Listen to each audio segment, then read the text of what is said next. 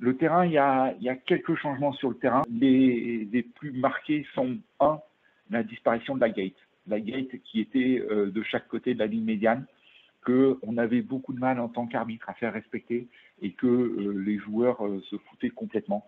Donc maintenant, il n'y a plus cette notion de gate où les joueurs doivent rentrer et sortir par cette porte de 5 mètres. Les deuxièmes grands changements, c'est ces carrés bleus, là, matérialisés en bleu, aux 4 coins du terrain, en dehors, derrière la ligne de ballon mort, qui sont les zones d'exclusion temporaire.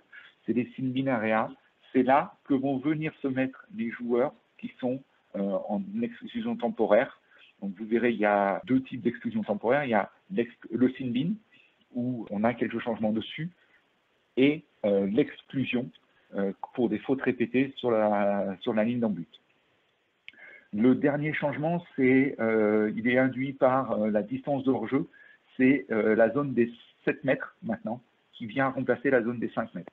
On a donc la ligne pointillée, ici, qui n'est plus située à 5 mètres, mais à 7 mètres. Et pareil, la zone d'en but va mesurer 7 mètres. Donc ça a des impacts sur le tracé du terrain, et c'est la répercussion directe des changements qu'on va trouver dans les règles. Le périmètre de l'aire de jeu, généralement délimité par une corde, et le périmètre doit être à minimum 5 mètres autour de toutes les lignes du terrain. Sinon, le terrain reste de 50 mètres par 70 mètres et il n'y a pas de changement sur ce jeu-là. Les lignes sont toujours à l'extérieur du terrain, c'est-à-dire si on touche la ligne de touche, si on met un pied sur la ligne ou en dehors, c'est une touche.